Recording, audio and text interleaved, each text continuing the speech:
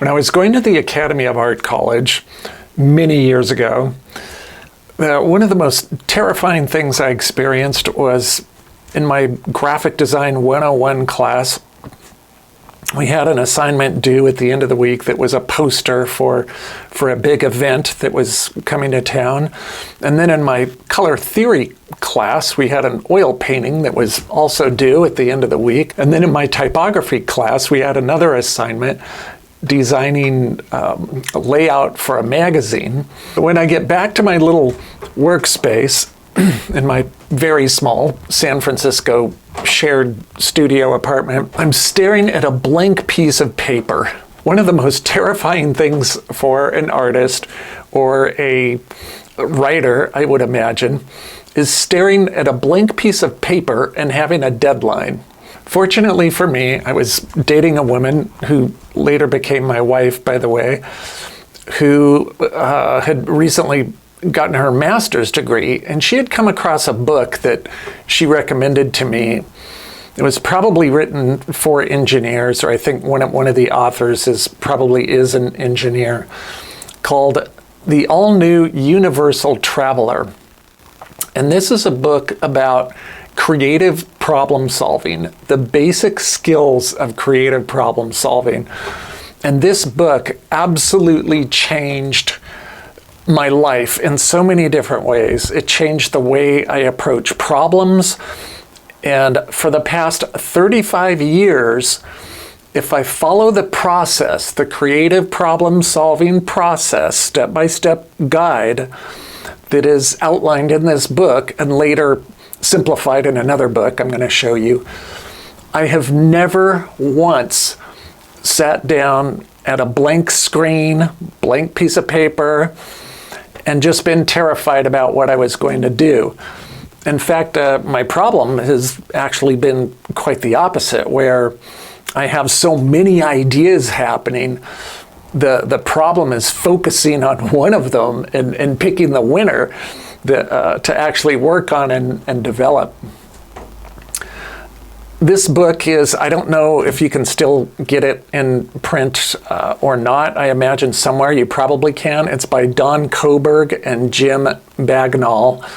If you can get your hands on this, it's a lot of fun. It's fun for artistically inclined people, but also people who just want to understand the steps of basic problem solving and develop the skills for basic problem solving. And especially in the age of AI and technology, where things are happening so fast, you can get your hands on so much information and have so many different options and ideas in front of you so quickly. It's important, I think, to not lose your ability to think, to lose your ability for critical thinking and for analytical thinking and for creation, imagination, and judgment. Okay, so we're going to dig into this, talk about some of these things. As you can see, this book is, it was done in the old school days of, just probably looks like it was put together with a typewriter and people just pasting up drawings and things that they could make with a marker or a pen or whatever. But the basic steps here outlined are accepting the situation, analyzing what you have, defining your problem clearly, and this is a really important one. If you can define your problem clearly, the solutions almost write themselves. They bubble up to the surface very quickly. Once you've analyzed your problem, you understand the parts of it. So analyzing your problem is taking it, even if it's a complex problem, and breaking it down into smaller parts and looking at each of the small parts, each of the steps of the larger problem. Defining the problem so you can articulate it clearly and communicate it to other members on your team. Ideate, which for me is the fun part. That's the real creative part of coming up with ideas that, possible solutions and options and smashing different ideas together, coming up with wild things, crazy things, and then looking at things that can actually work. The selection process, which is about judgment and the criteria for once you look at your different solutions, what can you do? What do you have the time to do, the resources to do, the energy to do? And you need to select carefully so that you can implement your solution and have a successful implementation. How successful your implementation is going to depend on how well you selected your solution and took all of the criteria into account. And then the last step, of course, is to evaluate your solution and what you did. How did it work? What did we learn from this? If it failed or parts of it failed, what parts failed? What parts worked well? And I know in marketing, there's a lot of emphasis right now on the evaluation tools, on the different AI tools and analysis, what we talked about before, the science part of the art, science, and psychology of marketing. So I think the evaluation part is critical to going forward, and it's a step that I know there's an emphasis on the analysis part of marketing, but I think it's important to evaluate parts that are not measured by typical KPIs in marketing, your ROI, your CPC, your CAC, all that stuff. I think it's important to analyze other aspects of your campaigns as well. Can you get qualitative input from your prospects? How did they feel emotionally about this? How did they, did they or did they not feel motivated about this? So there are other types of psychology and human elements of your campaigns to evaluate besides just the numbers. Understand that the different stages that we're talking about, they don't necessarily happen in a linear fashion where it's very clean, where you go from one process to the next, to the next, to the next. Things, especially in marketing, things can get scrambled around very rapidly and in all kinds of different ways. So you may have and you may only use certain parts of those stages as well. You may not use all 7 parts of those problem-solving stages. Maybe you'll only use 2 or 3 or 5 different stages. And so in some parts, for example, you may accept the assignment, analyze the assignment, develop some solutions, and then not implement those solutions, go and evaluate them, and then go back again and analyze it again. Because you may find that when you start to develop solutions very rapidly within marketing, you may find that you haven't analyzed your problem very well, or you don't understand parts of your problem very well, such as your buyer group, for example. That's why I did a whole section on understanding your buyer group and all the different people in there. Now, you don't have to have a psychological makeup of all 12 people or 8 people in your buyer group, but you should understand who the key influencers are. There are usually 2, 3, maybe 4 key influencers who can detract, who can kill your deal, or who can push your deal forward. And so to analyze these problem areas, map them out so you understand them, your marketing solutions and your creative strategies are going to map very well. They're going to be very on target with the people in the buyer group. If you understand your problem and how your solution fits your problem, then you develop your messaging.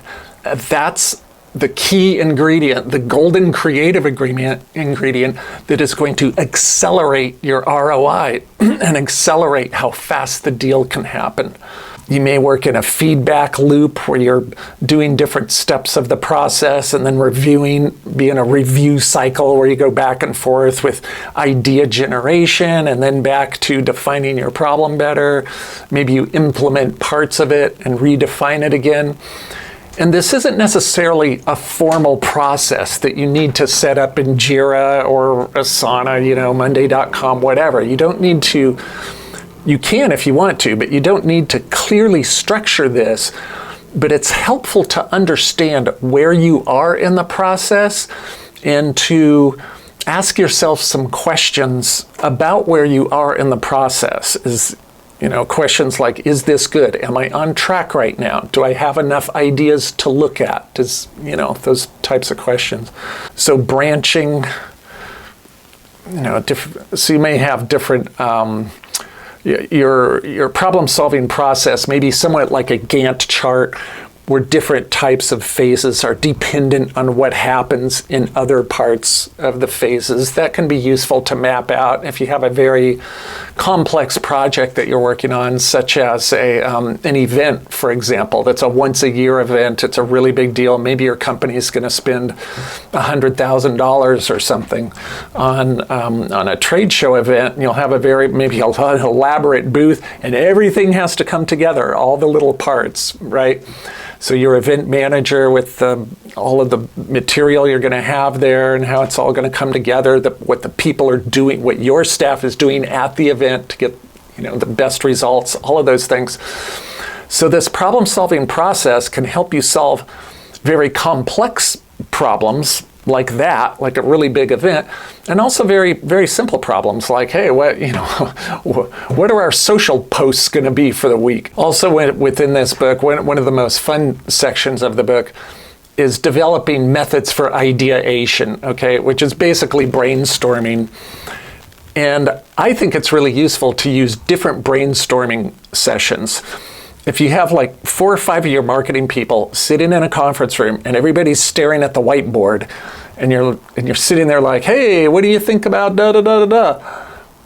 That is not a good way to brainstorm. It is soul-sucking and brain-killing type of brainstorming. Okay, so don't do that. There's so many other ways to brainstorm where you can actually generate dozens of ideas, and maybe like 4 or 5 of those are really, really good ideas. And if they're not good for the existing problem that you're working on, those ideas can be really valuable seeds for future campaigns or for other things that you might be working on. The book here will show you some of those things you can do. Just some of the basics for brainstorming. Deferring judgment. Obviously, you don't click into judge mode when people are coming up with different ideas. It really should be a free-for-all. Even if somebody says something hilarious or totally weird or funny, that's okay. It should be fun. It's okay to laugh about things. It's okay to come up with stupid ideas. So you want to create a permission environment, an environment that is nurturing to experimentation and to creativity. And that comes with deferring judgment. You are going to use judgment, obviously, with how much money you have, how much time you have to implement your solutions. But during the creative process, it's important to try to open that up and have an environment that is safe for everybody in the room to express their ideas. Freewheel is where and tag on are just concepts where if you're all brainstorming together, such as maybe you're on a board, like a digital board together, if you have remote workers and whatnot, like in Notion or something like that, and you see people's ideas popping up on the board, it's fun to go in and look at somebody's idea, and you may have an idea that can piggyback on that idea or expand on it, which could open up a new market or another area, another channel, something like that. So you can have this branching model that starts to be the product of your brainstorm session, and we'll go into this deeper later. So quantity is wanted. So it's great to just go hard and fast and put as many different things out there that you can. If you're brainstorming by yourself, AI can actually be very useful for this, because AI sources the brains of multiple humans around the planet, right? So AI is really good at some things, and then it's really sucky at some things, okay? It sucks at creating content that connects emotionally with humans, at least in my opinion.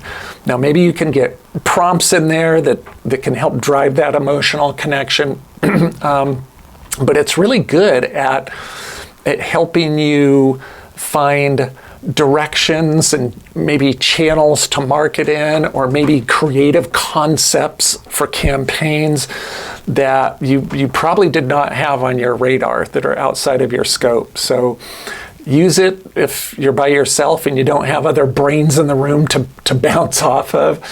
You could even have everybody in the room using AI and just cherry picking the ideas that they want to bring to the rest of the group. So lots of ways to incorporate that. A few years after I discovered The Universal Traveler, I came across another book that sort of simplifies the different phases of the Universal Traveler into roles. And this makes it more simple, and it connects a little better with the memory and the creative solving process, at least for me anyway. So I wanted to share this one with you. A Kick in the Seat of the Pants by Roger von Oech. His first book is called A Whack on the Side of the Head, and that one is also about creativity. He has several different exercises in there to help stimulate creativity, creative ideas, different brain puzzles, types of exercises you can do. But this book breaks down the steps of the creative process into 4 different roles. The roles are explorer, artist, judge, and warrior. I'm going to dig into these more in depth so that you can understand them more clearly and put them to use for yourself. Explorer mode here, searching for information. The illustrations in this book are pretty fun. Go into some of the ideas here for the explorer mode. Be curious, create a map for yourself. Now that's where we talk about your idea catcher system, your digital one with your OneNote or your Notion, whatever you're going to use, and then also your physical book with your pages. Create a map for yourself. Start to lay out your objectives, where you need to go, how you need to get there. Leave your own turf, okay? So again, this is get away from the screen. It's okay to go into the screen and to delve, but when you go into, if you're going to go into computer mode and start searching online for things, go to places you've never been before. Search out websites, search out different AI models or different resources that you've never seen before. And also your physical self as well. Take yourself out of your home office or your work office and go look at things. Go stimulate your brain. Go take your brain places where it can get stimulation. Bookstores, libraries, art galleries, arts and crafts fairs, different kinds of boutique stores, out on the street, watching people, watching things. Go look at things and observe things and start collecting ideas. Don't be afraid to be led astray. It's okay to jump down rabbit holes from time to time, and the explorer mode is definitely the place to do that, to break out of your routine, shift your focus. Don't overlook the obvious. Ask yourself how different ideas relate to each other. Look for ideas or places that you have been avoiding. Remember where you've been, trigger ideas you've already had, and then of course capturing your ideas or the content of your explorations in order to make them as productive as they can be. You want to use your idea catcher system to capture the results of your outings and your explorations. The artist role, transforming information into new ideas. As I mentioned before, don't be afraid to be the fearless fool, at least to yourself. Take your concept and do something with it. What patterns can you change? How can you alter the way you think about it? Adapt. What different contexts can you put your concept in? How can it be adapted to other contexts? Imagine what unusual and what if questions can you make up involving your concept. This one's really big, really important. The what if questions. What if this looked like that? Or what if we tried this instead of the way we always do it? reverse. So look at your concept backwards. This is really a valuable exercise with processes, right? Think about your processes in reverse. So as a marketer, think about how do you want, when your prospect sees a piece of your content, whether it's a social post or a promotional sheet, PDF sheet, or whatever it is, how do you want them to think about that? And how would you like them to feel about that as well? And then work backwards from there. Think about, well, what type of vocabulary can we use to make that happen? What type of imagery, photos, illustrations, icons can we use to get to that place? So you start at the end and build backwards from there. Connect. So what connections can you make? Compare different ideas, different metaphors with your concepts. Eliminate. We talked about this earlier with the sketch notes book. What can be eliminated out of your concept so that you have a tighter focus? Parody. If you were going to, and this is okay, in business to business marketing, you don't see much humor. These days on LinkedIn, I've seen a little more humorous memes than I've ever seen before in the past. I think it's a post-COVID thing where maybe it's a new generation thing with Gen Z and Gen Alpha coming on board here. But it seems like humor is finding its way into B2B marketing. And I think that's awesome. I think it's great. It's a great way to make a connection with your audience, an emotional connection, and to open them up to listening to what you have to say. And incubate. The incubation part is really important, and it frequently just gets kicked to the curb and thrown in the corner and told to shut up and just get back to work. I've complained about this before in the videos about the sense of urgency. We need it now, urgent. This has got to happen now. You need to we got to hit those numbers. We got to make our quotas. We got to make the numbers this quarter. Everybody knows you want to make more money as fast as you can possibly make it. That is the objective of every corporation on the planet. We know that. We get it. Let your concepts incubate. Think about them. Sleep on them. Go for a walk and mull them around in your head. When a concept incubates, that's why I push practice with the physical notebook, which I know a lot of you are not going to do, but you should just trust me on this and do it. Get your pages, your physical notebook, and some pens, and start working in there, because that fosters incubation. It slows you down. It will force out pitfalls in your concepts, your process, or whatever, and it can also help you discover opportunities for making it real. Do not underestimate the incubation part of the creative process.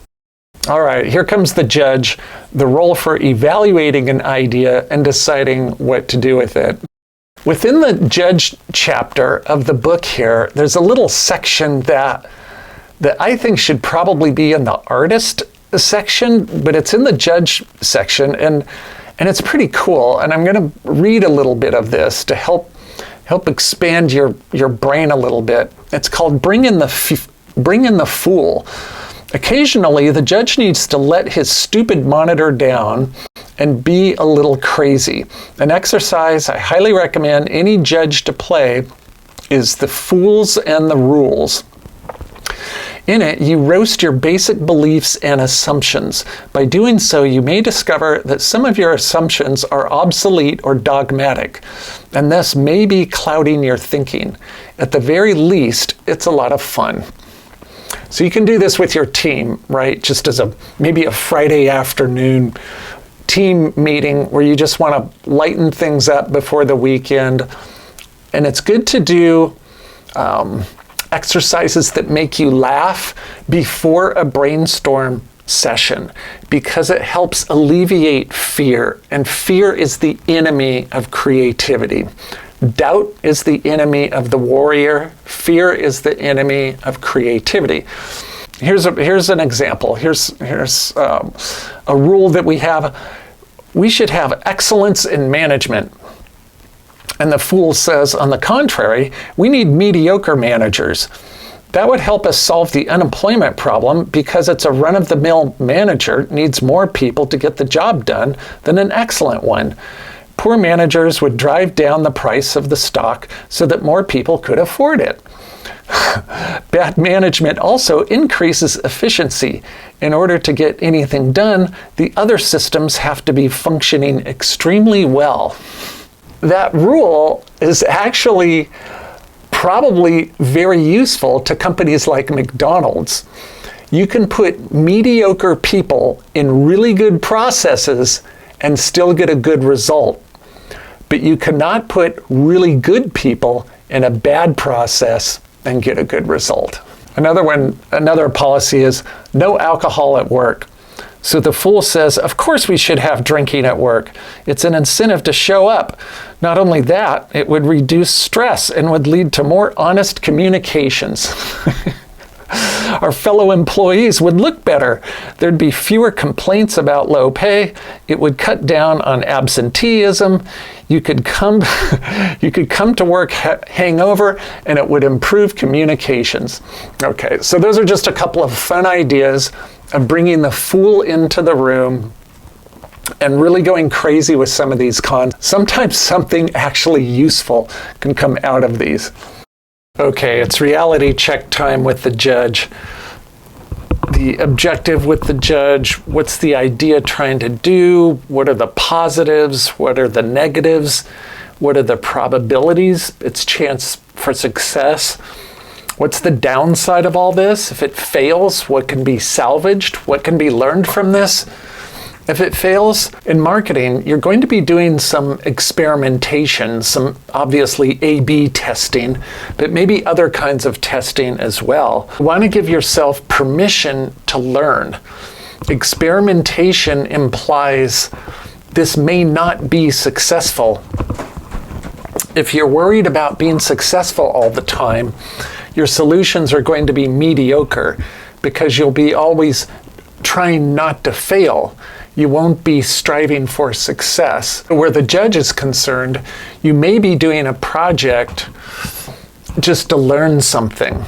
And it's okay to do that as long as you're setting up in advance that's what you're doing, that you're setting up some experiments, that you are going to experiment with something, and you let leadership know what are the results of that. If it quote unquote failed and you learn some things, report that to leadership in your slide deck. If you do a weekly or a quarterly presentation to them of what your projects are, what you're doing, let them know when you crash and burned on a project and what you learned from that, because that's just as important to learn as what you're successful at. Ripeness is the timing right for this idea. So timing can be absolutely critical, especially with your marketing campaigns and the scheduling and the timing as to when you hit your audience. A really good example of this is the new AI tools that have intent markers. For example, there are LinkedIn tools that can give you lists of people who've recently been in a new position, or they're recently in a new job, or a company that has recently acquired another company. These are really good intent signals to send out some marketing communications to those prospects that really vibe with the changes that are happening within their company, especially if your solution relates to or can help with some of the challenges that they're going to have with those changes. Bias is a good thing to think about.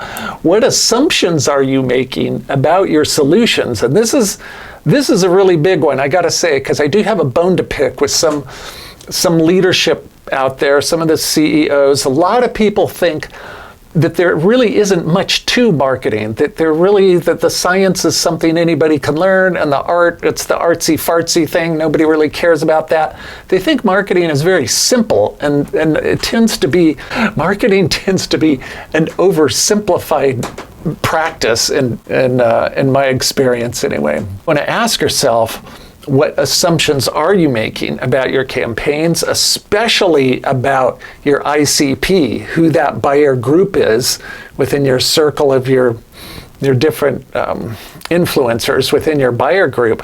What assumptions are being made? What do you actually know versus what you think you know? That brings us around to blind spots. Can you identify your blind spots? And if you can't, who can you find to help you? Are there other people in your team, other colleagues that you know in other industries or in the similar industries as yours, who can help you identify some of the blind spots, not only within your marketing, but with the performance of your product? A really good one here is customer surveys. Having regular customer surveys, or as I've mentioned before, have a customer advisory group that you meet with, say once a month or so. They will help you find your blind spots in your marketing as well as the product solution itself. Arrogance is a big one. I've directly experienced with different leadership teams that I've worked with, where there's just a lot of arrogance with some of the people that you work with, where they think they know things, or they make assumptions that they think they know things, but the data may not support that. And if you actually dig into the actual data, find out what's real, try to work with arrogance as a blind spot, really, because that's what it is. Arrogance can blind you from the reality of what the real data can show you. And a humor test is a really good one as well. What if you were going to turn this idea into something funny, what would it be? And maybe it's not funny at all. Maybe it's like a medical device, for example, to test your heart, to find out if you're susceptible to a heart attack. Well, there's nothing funny about that. But you could certainly work to make that product more approachable and less take some of the fear out of it. There is a chance for humor in some of your campaigns or some of your marketing messaging that you're doing. Maybe explore that and have some fun with it. And then, of course, the verdict.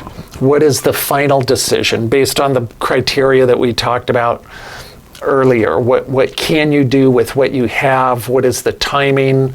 Is your timing appropriate, not only for you, but also for your audience? Do you have the resources to do what needs to be done? Are you handing off a workable, good idea to the warrior to go execute? The warrior role, carrying your idea into action. The warrior's role, be bold, because you're going to need to have faith in your idea. If your idea truly is unusual or original, you're going to have a lot of people around you trying to shoot that idea down or trying to say it's not going to work, it's not feasible. They're going to have all kinds of ideas about why your idea should not be executed. It's the warrior's job, once the judge has handed down the verdict and said this is where we're going to go, it's the warrior's job to be bold, to have commitment to executing the idea as impeccably as it can be executed with the resources that you have. Put together your plan. It's the warrior's job to create the execution plan that is going to make the project as successful as it can be. Put a fire in your belly, put a lion in your heart, get going. So these are all motivational things to keep you on the path. Sometimes the path is long and hard, especially in business-to-business marketing, where you have a sales cycle, like we talked about before, of maybe 6 months, 12 months of a sales cycle.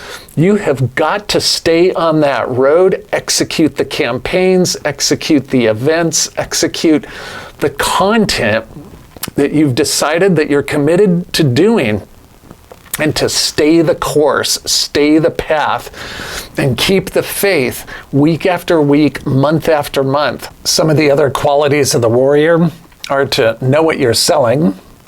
So you want to know your product well enough to know how it fits with the pain points and what unique, how is your solution unique, your unique selling point, all that kind of stuff. Strengthen your shield. What criticism do you expect to receive? How do you get around it or work through it? This is a real important concept for creating materials for your sales team for their battle cards. Battle cards are sheets that's just the name we used to give it in the corporate world.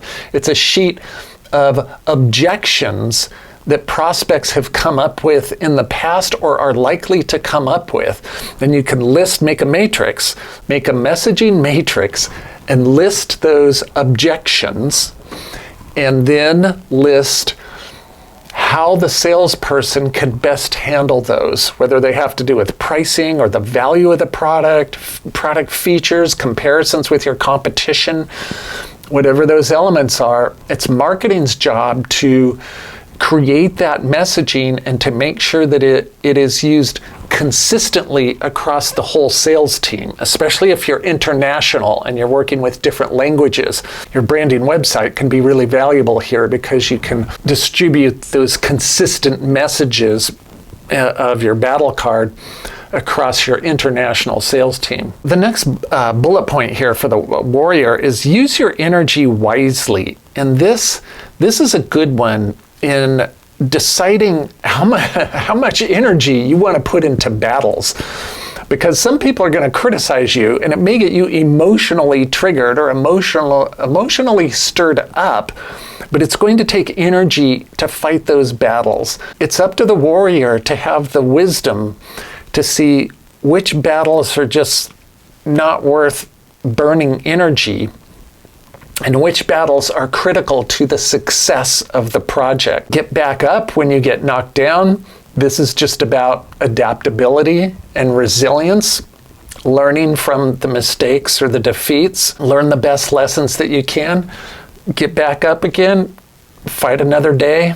So savor your victories and learn from your defeats. I do think it's important for marketing departments to celebrate their victories and to do this on a regular basis. I don't know, whatever works for your team, your company, or whatever, but we used to, every Friday, we would have a marketing meeting that was a little lighter and a little more fun. Maybe there'd be some jokes, or we would share some online memes that had to do with marketing or whatever that got people laughing. And we would recognize the victories of people who had contributed to the victories that we've had throughout the week. So we did this on a weekly basis, and then bigger ones that were company-wide on a quarterly basis. And I think this is important. It's critical to culture.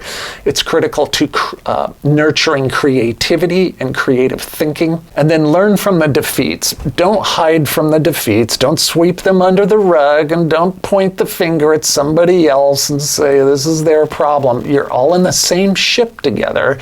When there's a defeat, everybody who can learn from it should learn from it and then move forward with a new plan and a better plan.